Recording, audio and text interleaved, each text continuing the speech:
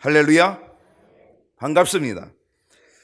거룩한 주일 기쁨으로 예배드리는 우리 모든 성도님들, 하나님께서 크신 은혜와 능력으로 채워주실 줄로 믿습니다. 좋은 계절입니다. 가을에 아주 좋은 날씨 속에 오늘도 온전한 마음으로 예배드리는 우리 모든 성도님들 속에 하나님께서 인도하시는 은혜가 가득할 수 있기를 소원합니다. 하나님의 임재를 체험하고 하나님의 음성을 듣는 귀한 시간 되어지기를 축원합니다. 2022년이 이제 한 2개월여 남아 있습니다. 아이고, 이제 얼마 안 남았습니다. 유종의 미를 잘 거둘 수 있도록 열심으로 한 2달여 남겨 있는 이 기간 동안에 열심으로 달려갈 수 있기를 소원합니다. 자, 옆에 있는 분하고 인사하겠습니다. 잘 오셨습니다. 큰 은혜 받읍시다. 네, 오늘 10월 23일 함께 나눌 말씀, 오늘도 에바다 시리즈는 계속해 문을 열어갑니다. 에바다 입을 열어주소서. 몇 번째입니까? 세 번째 제3탄입니다. 제1탄은 뭐였습니까? 1탄의 입은 어떤 입이었냐? 믿음의 입이었습니다. 믿음의 입을 열어주소서. 그래서 베드로의 신앙 고백이 입이었잖아요. 주는 그리스도십니다. 살아계신 하나님의 아들이십니다. 반드시 이 믿음의 입이 열리기를 축복합니다. 수로보니게 여인의 입이 열렸습니다. 그의 입은 믿음으로 구하는 간구의 입이었습니다. 내 딸이 흉악기 귀신 들렸습니다. 고쳐 주옵소서. 개들도 주인의 상에서 떨어지는 부스러기 먹습니다. 주시옵소서. 수로보니게 간절한 이 여인의 기도, 이 믿음의 간구, 믿음의 입이 열렸다는 사실이지요. 요셉의 입이 열렸습니다. 요셉은 용서합니다. 한탄하지 마세요. 근심하지 마세요. 하나님이 하신 일입니다. 하나님이 하셨습니다. 그러면서 용서하고 하나님께 영광을 돌리는 믿음의 입 열어갔다는 사실이죠. 지난주 입은 무슨 입이었습니까? 순종의 입이었습니다. 제사장 스가랴의 믿음의 순종이었습니다. 요한이라고 하는 아들을 주리라. 아이고, 내가 나이가 많은데 이럴 때에 그의 입이 닫혔습니다. 그런데 요한이라고 하는 이름을 서판에 쓰는 순간에 그의 입이 열리고 말이 제대로 되어지는 역사가 나타났습니다. 믿음의 순종은 입을 열게 되었다라고 하는 것이지요. 믿음의 순종. 두 번째 순종은 전도의 순종했습니다. 에스겔 선지자, 요나 선지자 이야기를 통하여서 우리는 파수꾼이 되어야 된다라고 하는 거죠. 요나는 억지로라도 가서 입을 열었더니, 전도는 입을 여는 거라 그랬는데 억지로라도 입을 열었더니 놀라운 역사가 일어났어. 왕부터 모든 사람들이 다 잿더미에 앉아서 회개하는 역사가 나타나고 짐승들에게까지도 베옷을 입히는 역사가 나타났습니다. 듣든지 아니 듣든지 우리는 전도의 순종, 입을 열어야 될 줄로 믿습니다. 서원의 순종이 있었습니다. 한나, 정말로 이 아들이 귀한 아들을 달라고 그렇게 기도했던 한나, 결국 아들을 주시면 하나님께 바치겠다고 서원했던 한나, 하나님이 아들을 주셨는데 정말 그 서원을 갚아서, 그것도 일찍이 갚았어요. 젖을 떼자마자 일찍이 갚았어요. 젖을 떼자마자 그 서원을 이루어 하나님께 바칩니다. 하나님의 종으로 바칩니다. 그럴 때 하나님께서 그 서원 갚은 순종을 보시고 세 아들과 두 딸을 더하여 주신 줄로 믿습니다. 입을 열어주소서. 믿음의 입 열어주소서. 순종의 입을 열어주소서. 오늘 제3탄은 어떤 입일까? 합당한 입을 열어주소서. 오늘 제3탄은 합당한 입입니다. 에바다 합당한 입, 좀 더 얘기하면 경우에 합당한 입을 열어주소서. 잠언 말씀 하나 보겠습니다. 잠언 25장 11절 말씀인데 여러분 다 같이 읽어주세요. 시작.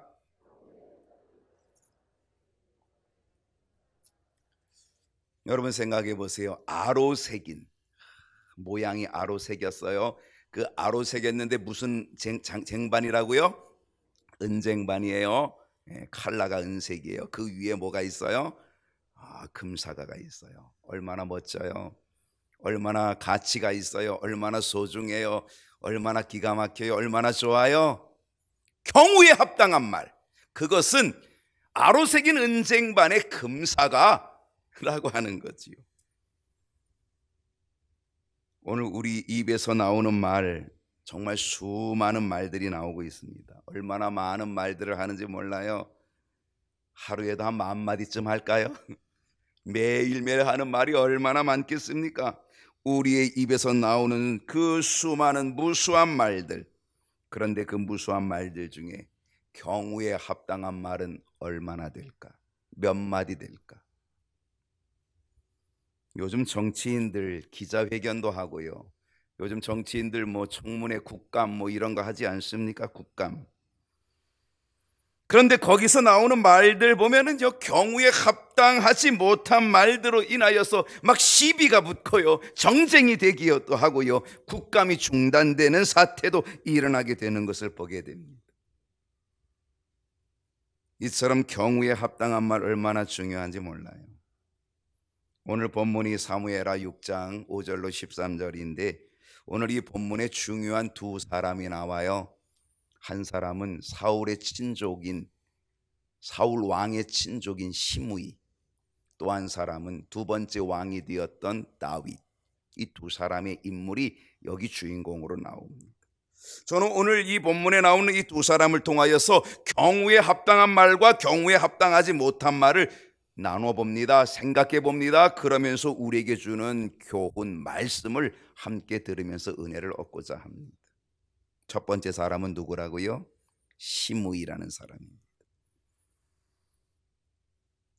이 시므이는 어떤 입을 열었을까요? 시므이는 어떤 입을 연 사람일까요? 사무엘하 16장 13절을 한번 보면은요, 다윗과 그의 추종자들이 길을 갈 때에, 지금 도망쳐가고 있어요. 압살롬이 쳐들어와서 도망쳐가고 있어요. 도피하고 있어요. 바로 그때에, 그 길을 걸어갈 때에 시므이는 산비탈로 따라가면서 저주하고, 여러분, 시므이의 입은 어떤 입이었다고요? 저주하는 입이었어요. 저주의 입이었다는 거예요. 그래서 다윗을 향하여, 다윗 일행을 향하여 돌을 던지고 먼지를 날리면서 저주하는 저주의 입이 시므이의 입이었다라고 하는 사실입니다. 여러분, 왜 시므이는 저주의 입이 되었을까요? 첫 번째는 혈연과 지연에 매여 있었기 때문입니다. 사무엘하 16장 5절을 다시 보면은요, 다윗 왕이 바후림에 이름에 거기서 사울의 친족, 이 시므이는 누구라고요? 사울의 친족. 사울은 초대 왕입니다. 이스라엘의 첫 번째 왕입니다. 사울의 친족 한 사람이 나와요. 그 사람은 게라의 아들이었고 이름은 시므이라. 그가 나오면서 계속 저주해요. 여러분, 이 오늘 본문 속에서 우리가 읽었던 가운데 이 시므이가 저주했다라고 하는 이야기가 계속 나와요. 그는 입만 열면 저주야. 계속 저주. 그가 왜 저주의 입이 되었을까? 그는 혈연과 지연에 매여 있었기 때문이라는 거예요. 그는 사울의 친족이었다는 거예요. 친족. 여러분, 이스라엘의 첫 번째 왕이 사울 왕이에요. 근데 이 사울 왕은요, 어느 지파 사람이냐면 베냐민 지파 사람이에요. 베냐민 지파는요, 이스라엘의 몇 번째 지파예요? 12번째 막내 지파예요. 여러분 생각해 보세요. 막내 지파에서 왕이 나면 어때요? 다른 지파들은 좀 꼴산길 났겠죠. 근데 막내 지파인 베냐민 지파 사람들은 어떻겠어요? 으쓱되겠죠. 정말 좋겠죠. 왜 막내 지파예요? 근데 막내 지파 베냐민 지파에서 첫 번째 왕이 생겼어. 거기다가 사울의 친족이에요. 시므이는. 여러분, 사울의 친족이면 어떻겠어요? 뭐 한 자리 했겠죠. 무슨 실장 자리 했던지 부장 자리 했던지 뭐 장자리 하나 했던지 하지 않았겠어요? 사울의 친족이니까 권력자가 되겠죠. 권세자가 되겠죠. 사울왕의 후광을 입어서 뭔가 자리를 한 자리 차지했을 거라 그렇게 생각이 드는 거죠. 시므이는 사울왕의 친족이었어요. 한마디로 얘기하면 그는 기득권 세력이었다, 그런 얘기입니다. 그런데 어떻게 됐어요? 기득권 세력으로 기득권을 가지고 힘을 발휘하고 있었는데 갑자기 정권이 바뀌었네요. 사울 왕이 죽게 되었고, 두 번째 다윗 왕이 다른 가문에서, 다른 지파에서 왕이 나타난 거예요. 다윗 왕이 불쑥 나타난 거죠. 그리고 왕권을 차지했죠. 그러니 그의 입에는 경우에 합당한 말이 나오기 쉽지 않았던 거죠. 혈연과 지연으로 친족의 관계를 가지고, 그리고 뭔가 권력을 가지고 있었던 권세자의 길을 걸었던 그가 이제 그 자리에서 다 물러나게 되는 판 아닙니까? 그러니 그의 입에서 나오는 말은 경우에 합당한 말 나오기 쉽지 않아요. 그래서 어떤 말이 나왔어요? 그의 입은 열 때마다 저주의 말이 나왔던 거예요. 저주의 입이 되었다는 거죠. 여러분, 우리나라도요, 정치적으로 지역색이 좀 뚜렷합니다. 요즘은 조금 완화되긴 했지만은요, 아직도 지역색 뚜렷합니다. 여러분, 선거해 보세요. 빨간색 지역, 파란색 지역 아주 완연히 구별되잖아요. 정치도 혈연과 지연을 이용하고 있어요. 그러다 보니까 바르고 공정함이 우선이 아니고 혈연과 지연에 따라 행동하게 되니까 경우에 합당한 말이 아니라 서로를 비판하는 말, 서로에게 저주하고 싸우는 말, 그 입이 열리고 있다는 사실이죠. 혈연과 지연은 기득권과도 연결이 되어, 혈연과 지연은 이권과도 연결이 되어 있어요. 그래서 경우에 합당한 말을 하기가 쉽지 않아요. 다 자기 논에 물대기 하죠. 아전인수. 결국 시므이는 사울왕의 친족이었고 기득권을 가진 세력이었어요. 그런데 다윗에게 그 왕권을 빼앗기니까, 기득권을 빼앗겼다고 생각을 하니까 다윗을 향하여서 저주의 입이 열리게 되었다는 거죠. 여러분, 오늘 우리들은 혈연과 지연을 뛰어넘을 수 있을까요? 우리는 과연 혈연과 지연을 뛰어넘어서 기득권을 포기하면서까지도 경우에 합당한 말을 할 수 있을까요? 그거 할 수 있어야 되는 거죠. 왜 시므이는 저주의 입이 되었을까요? 두 번째는 오해가 있었기 때문이에요. 시므이가 가진 오해가 있었어요. 오늘 말씀 보니까 오해가 분명했어요. 사무엘하 16장 7절을 보면요, 시므이가 저주하는 가운데 이와 같이 말하니라. 자, 시므이가 저주하는데 저주한 이유가 있어요. 왜? 피를 흘린 자여, 사악한 자여, 가거라 가거라, 이렇게 얘기하는 거예요. 시므이가 다윗 왕을 저주하게 된 이유가 뭐예요? 다윗이 사울을 죽였다고 생각을 하는 거예요. 그리고 다윗이 사울의 왕권을 빼앗았다라고 생각을 하는 거예요. 그래서 다윗을 향하여 뭐라고 얘기하는 거예요? 피 흘린 자, 너 사울을 죽인 자라고 그렇게 얘기하는 거예요. 그리고 너 사악한 자, 왕을 죽이고 왕권을 빼앗은 자라고 그렇게 이야기하는 거예요. 근데 실상 이건 오해죠. 실제로 다윗은 자신의 의사가 아니라 전적으로 하나님의 섭리 속에서 왕이 됐어요. 전적인 하나님의 택하심, 하나님의 인도하심 속에서 왕이 된 사람 다윗이었어요. 물론 사울도 그랬지만 다윗은 사울 왕을 해칠 생각이요 조금도 없어요. 아니, 하나도 없어요. 생각해 보세요. 다윗은 사울 왕을 죽일 수 있는 기회가 몇 번이나 있었어요. 더군다나 그 신하들이 사울 왕을 대신 죽여주겠다라고도 얘기했어요. 근데 다윗이 어떻게 했어요? 못하게 막았어요. 그리고 사울 왕의 옷자락만 살짝 베어왔어요. 사울 왕의 물병과 칼만 살짝 가지고 왔어요. 이건 무슨 사인이에요? 내가 당신을 죽일 기회가 있었지만 죽이지 않았다라고 하는 사인을 보여주는 거거든요. 사울 왕은 다윗을 죽이려고 수없이 쫓아다녔어요. 그럼에도 불구하고 다윗은 사울을 죽일 생각이 한 번도 없어요. 그렇게 쫓기고 도망 다니는데도, 그렇게 고생을 하고 생명의 위협을 느끼면서도 사울을 죽일 생각이 없어요. 왜? 하나님의 기름 부음 받은 자라고 하는 걸 인정해요. 그래서 죽이지 않아요. 죽이려고 하는 것도 말려요. 그런데 기득권을 빼앗긴 입장에서는 오해를 그렇게 하는 거예요. 기득권을 빼앗긴 이 시므이 입장에서는 다윗이 사울을 죽였다라고 생각을 하는 거예요. 그리고 다윗이 사울 왕권을 뺏었다라고 생각을 하는 거예요. 그러니까 그에 대한 미움이 가득하게 되었고, 그 미움으로 인하여 그는 저주의 입을 계속적으로 열고 있다는 사실이에요. 여러분, 때로 우리에게도 오해가 생기면 경우에 합당한 말 쉽게 나오지 않아요. 오해가 생기는데 무슨 경우에 합당한 말 나오겠어요? 오해가 생기면 저주의 말, 저주의 입이 열리기가 쉬운 거죠. 여러분, 오해가 될 만한 상황 속에서도 경우에 합당한 말 할 수 있을까요?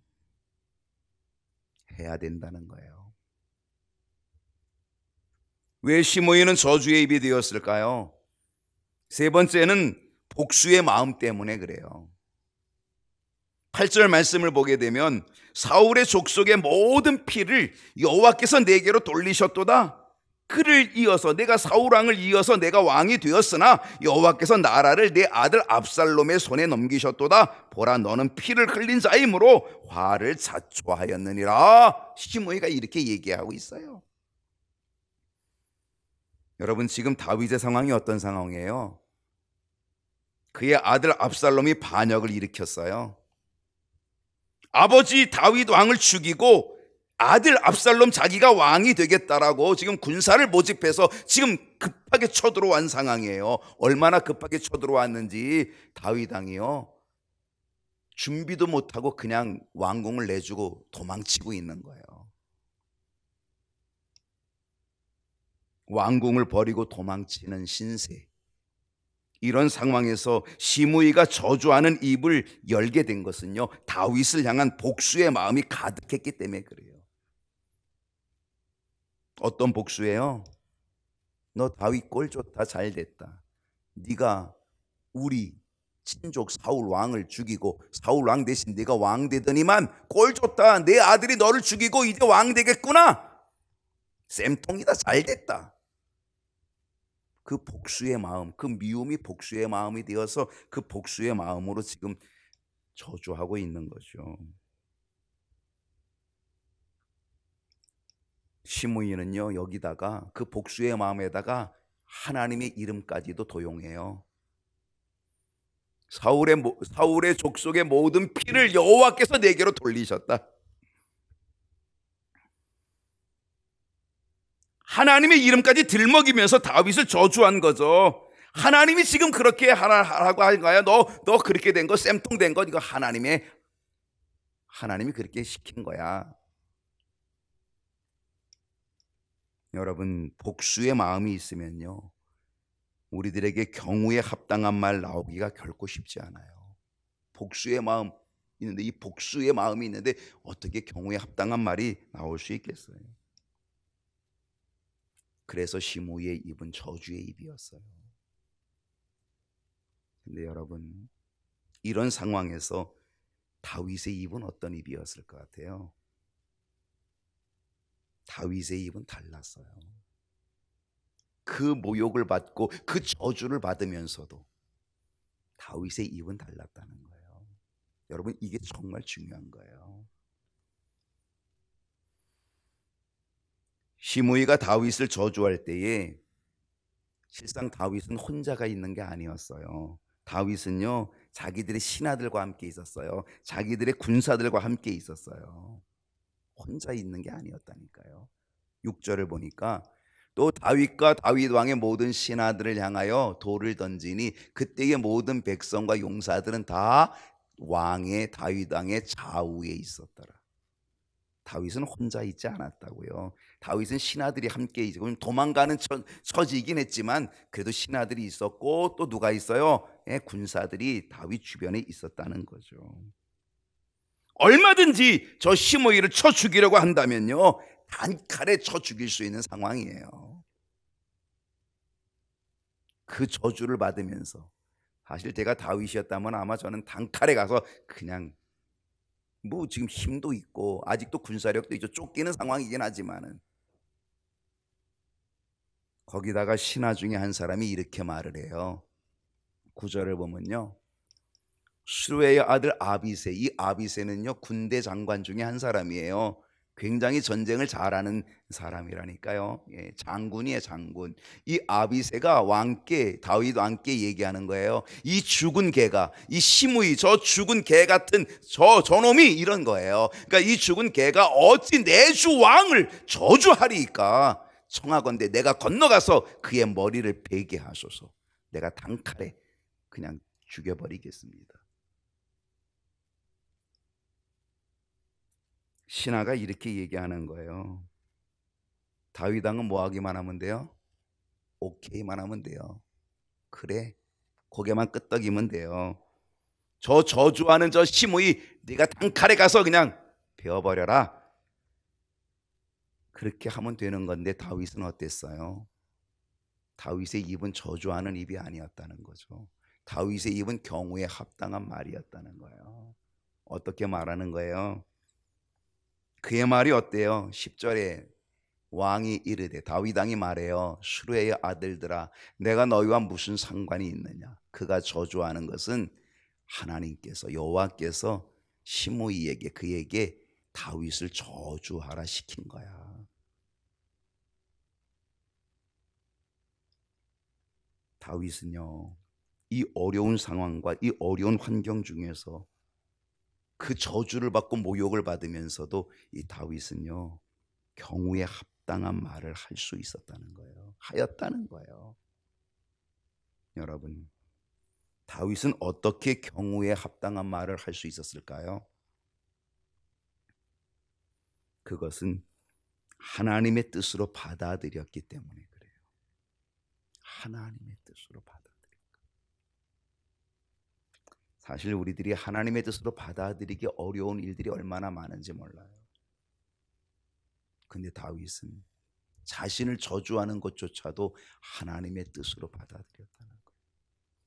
자, 10절 말씀 다시 볼게요. 왕이 이르되 수르의 아들들아, 내가 너희 무슨 상관이 있느냐?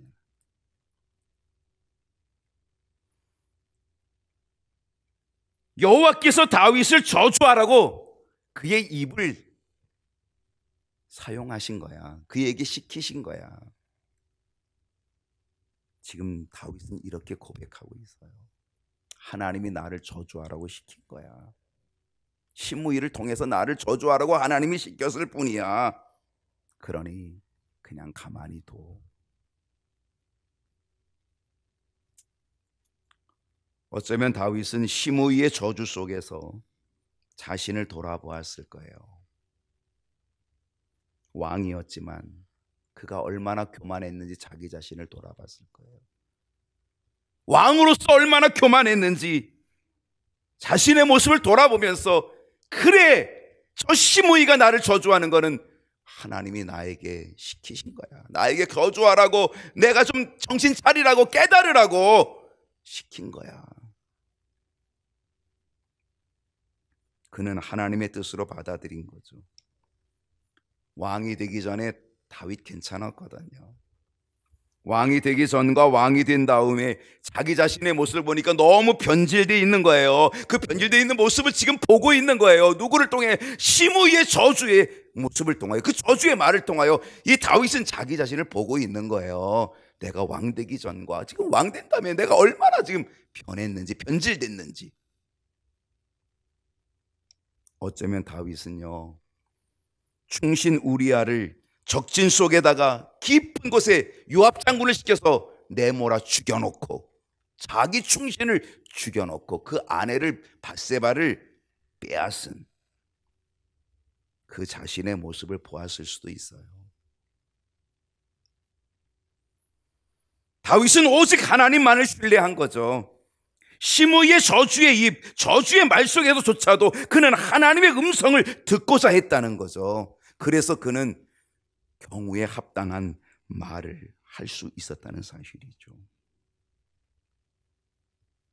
하나님이 그렇게 시키신 거야. 하나님이 그렇게 만드신 거야. 하나님의 뜻으로 그는 받아들였다는 거죠. 여러분, 하나님을 신뢰하십니까? 하나님께서 하신 일로 여러분 말하실 수 있겠습니까? 나에게 저주하는 저주조차도 하나님이 하신 일로 말할 수 있습니까? 그렇게 하나님을 신뢰할 수 있겠습니까? 다윗은 하나님을 신뢰하였기 때문에 그 저주를 당하는, 저주를 받는, 그 저주의 음성을 듣는 그 속에서조차도 그는 이렇게 경우에 합당한 말을 할 수 있었다는 거죠. 다윗은 어떻게 경우에 합당한 말을 할 수 있었을까요? 사람의 죄성을 받아들였기 때문이에요. 11절 말씀을 보면요, 또 다윗이 아비새와 모든 신하들에게 이르되 내 몸에서 난 아들도, 내 몸에서 난 내 아들조차도 지금 내 생명을 죽이려고 지금 이렇게 쳐들어왔는데, 나 그래서 지금 도망치고 있는데 하물며 이 베냐민 사람이랴, 이 기득권을 가진 이 사람이 기득권 잃어버렸는데, 사울왕의 친족이었다가 뭔가 정권을 잡았다가 그러다 다 잃어버렸는데 이 사람이야 나한테 이렇게 하는 거 당연한 것 아니겠냐? 내 아들도 지금 나를 죽이겠다고 달려드는 판에 자신의 기득권을 잃어버린 저 사람이야 더 하지 않겠냐? 다윗은 인간의 죄성을 알게 된 거죠. 모든 사람이 다 죄인이라는 사실을 다윗은 알게 된 거죠. 그러면서 뭐라고 말한 거예요? 내 아들 압살롬도 나를 죽이려고 하니 당연하지 뭐. 다윗은 인간의 마음속에 있는 죄성을 보게 된 거죠. 여러분, 내 안에 있는 죄성을 볼 수 있다면, 나도 별반 다르지 않다는 것을 볼 수 있다면, 우리가 왜 싸우는 거예요? 우리가 왜 저주하고 왜 이 경우에 합당한 말을 왜 못하는 거예요? 나는 옳고 너는 틀렸어. 자기 의만 가지고 있기 때문에 그런 거잖아요. 근데 내 안에 있는 죄성, 나도 너와 다를 바가 없어. 나도 너와 다를 바가 없어. 내 안에 있는 죄성, 나도 별반 다르지 않다는 사실을 볼 수 있다면 우리도 저주의 입이 아니라 우리도 경우에 합당한 말 할 수 있지 않겠습니까? 나의 죄성을 볼 수 있는 눈을 열어 주옵소서. 나의 죄성을 볼 수 있는 눈 열어 주옵소서. 그래서 경우에 합당한 말, 합당한 입을 열어 주옵소서. 다윗은 어떻게 경우에 합당한 말을 할 수 있었을까요? 하나님의 긍휼을 기대하였기 때문이에요.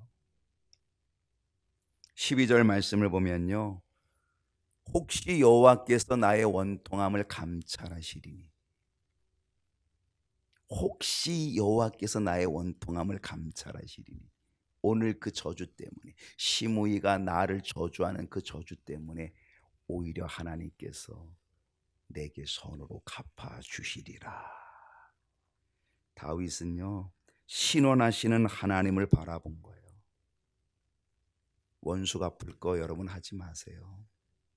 하나님께 맡겨야 돼요. 다윗처럼.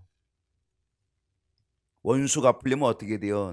나도 저주의 입이 돼야 되는 거잖아요. 그런데 다윗은 하나님께 맡긴 거예요. 하나님이 어떤 하나님? 신원하여 주신 하나님. 여러분, 신원하여 주신 하나님은 어떤 하나님이에요? 원수를 대신 갚아주시는 하나님. 그 하나님을 믿은 거죠. 그 하나님을 신뢰한 거죠. 그러니까 다윗이 자기가 원수 갚을 일이 없어요. 다시 자기가 원수 갚을 필요가 없는 거예요. 왜? 하나님이 하실 거라는 거죠. 그래서 그는 하나님께 맡긴 거예요. 다윗은 오히려 시므이의 저주를 받아들였어요. 오히려 시므이의 저주를 받아들임으로 인하여 오히려 하나님이 그 저주를 들으시고 하나님께서 다윗의 원통함을 감찰해 주실 거라고 하는 것을 다윗은 믿었던 거예요. 여러분, 혹 억울함이 있어도요, 혹 원통함이 있어도요, 경우에 합당하지 못한 말로 저주하며 내뱉지 말고 그 억울함을, 그 원통함을 하나님께서 감찰해 주시도록 다윗처럼 맡기면 우리도 경우에 합당한 말 할 수 있게 될 줄로 믿습니다. 하나님께서는 저주를 하나님의 긍휼로 바꾸어 주실 것입니다. 하나님께서는 저주를 선으로 바꾸어 주실 줄로 믿습니다. 억울함 속에서도, 원통함 속에서도, 저주의 입과 말 속에서도 하나님의 긍휼을 믿고 하나님께서 신원하여 주실 것을 믿고 기대하며 경우에 합당한 입을 열 수 있기를 축복합니다. 에바다, 경우에 합당한 입을 열어 주소서. 기도하겠습니다.